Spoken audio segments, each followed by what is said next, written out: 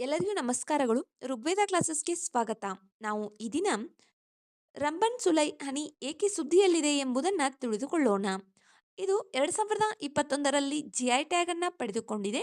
ಇತ್ತೀಚೆಗೆ ಪ್ರಧಾನಮಂತ್ರಿಯವರು ಮನ್ ಕಿ ಬಾತ್ನ 128ನೇ ಸಂಚಿಕೆಯಲ್ಲಿ ಕಾಡು ತುಳಸಿಯಿಂದ ತಯಾರಿಸಿದ ಜಮ್ಮು ಮತ್ತು ಕಾಶ್ಮೀರದ ರಂಬನ್ ಸುಲೈ ಜೇನುತುಪ್ಪವು GI ಟ್ಯಾಗ್ ಪಡೆದ ನಂತರ ವ್ಯಾಪಕ ಮನ್ನಣೆಯನ್ನು ಗಳಿಸಿದೆ ಎಂದು ಹೇಳಿದರು. ಆದ್ದರಿಂದ ರಂಬನ್ ಸುಲೈ ಜೇನುತುಪ್ಪ ಸುದ್ದಿಯಲ್ಲಿದೆ. ಇದರ ಬಗ್ಗೆ ಒಂದಿಷ್ಟು ಮಾಹಿತಿಯನ್ನು ತಿಳಿದುಕೊಳ್ಳೋಣ. ಇದು ಜಮ್ಮು ಕಾಶ್ಮೀರದ ರಾಂಬನ್ ಜಿಲ್ಲೆಯಲ್ಲಿ ಉತ್ಪಾದಿಸಲಾಗುತ್ತದೆ. ಇದರ ಶ್ರೀಮಂತ ರುಚಿ, ಪರಿಮಳಯುಕ್ತ ಹೂವಿನ ಛಾಯೆ ಮತ್ತು ಹೆಚ್ಚಿನ ಪೌಷ್ಟಿಕಾಂಶದ ಮೌಲ್ಯಕ್ಕೆ ಇದು ಹೆಸರುವಾಸಿಯಾಗಿದೆ. ಹಿಮಾಲಯದಲ್ಲಿ ಬೆಳೆಯುವ ಸುಲೈ ಸಸ್ಯಗಳಿಂದ ಹೊರತೆಗೆಯಲಾದ ಇದು ಇದರ ಔಷಧೀಯ ಗುಣಗಳು ಮತ್ತು ಶುದ್ಧತೆಗಾಗಿ ಮೌಲ್ಯಯುತವಾಗಿದೆ.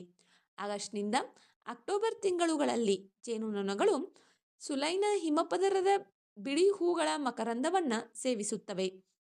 ಇದರಿಂದಾಗಿ ಹೂವಿನ ಛಾಯೆಯನ್ನು ಹೊಂದಿರುವ ಈ ಸುಸಂಗತವಾದ ನೈಸರ್ಗಿಕವಾಗಿ ಸಿಹಿಯಾದ ಜೇನುತುಪ್ಪವನ್ನು ಉತ್ಪಾದಿಸುತ್ತವೆ. ಬಿಳಿ ಬಣ್ಣದಿಂದ ಅಂಬರ್ ಬಣ್ಣದವರೆಗೆ ಈ ಸ್ಫಟಿಕ ಸ್ಪಷ್ಟ ಜೇನುತುಪ್ಪವು ಅಗತ್ಯ ಖನಿಜಗಳು, ಕಿಣ್ವಗಳು ಮತ್ತು ಜೀವಸತ್ವಗಳನ್ನು ಹೊಂದಿದ್ದು ಇದು ಆರೋಗ್ಯ ಪ್ರಯೋಜನಗಳನ್ನು ಹೆಚ್ಚಿಸುತ್ತದೆ. ಉತ್ತಮ ಜೇನುನೊಣ ತಳಿಗಳು ಮತ್ತು ಅನುಕೂಲಕರ ಹವಾಮಾನ ಪರಿಸ್ಥಿತಿಗಳಿಂದಾಗಿ ರಂಬನ್ನಲ್ಲಿ ಜೇನುತುಪ್ಪದ ಇಳುವರಿ ಇತರ ಪ್ರದೇಶಗಳಿಗಿಂತ ಗಮನಾರ್ಹವಾಗಿ ಹೆಚ್ಚಾಗಿದೆ. ಭಾರತ ಸರ್ಕಾರವು ರಂಬನ್ ಸುಲೈ ಜೇನುತುಪ್ಪವನ್ನು ಜಿಲ್ಲೆಯ ಒಂದು ಉತ್ಪನ್ನ ಎಂದು ಘೋಷಿಸಿದೆ. ಏನಿದು GI ಟ್ಯಾಗ್? ಭೌಗೋಳಿಕ ಸೂಚನೆ ಅಥವಾ GI ನಿರ್ದಿಷ್ಟ ಭೌಗೋಳಿಕ ಮೂಲವನ್ನು ಹೊಂದಿರುವ ಮತ್ತು ಆ ಮೂಲದಿಂದಾಗಿ ಗುಣಗಳು ಅಥವಾ ಖ್ಯಾತಿಯನ್ನು ಹೊಂದಿರುವ ಉತ್ಪನ್ನಗಳ ಮೇಲೆ ಬಳಸುವ ಚಿಹ್ನೆಯಾಗಿದೆ. ಇದು ಆ ಪ್ರದೇಶಕ್ಕೆ ಸಂಬಂಧಿಸಿದ ವಿಶಿಷ್ಟ ಗುಣಗಳು, ಖ್ಯಾತಿ ಅಥವಾ ಗುಣಲಕ್ಷಣಗಳನ್ನು ಎತ್ತಿ ತೋರಿಸುತ್ತದೆ.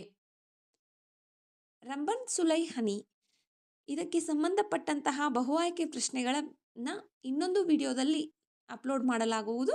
ಹೆಚ್ಚಿನ ಮಾಹಿತಿಗಾಗಿ ಆ ವಿಡಿಯೋವನ್ನು ವೀಕ್ಷಿಸಿ. Thank you.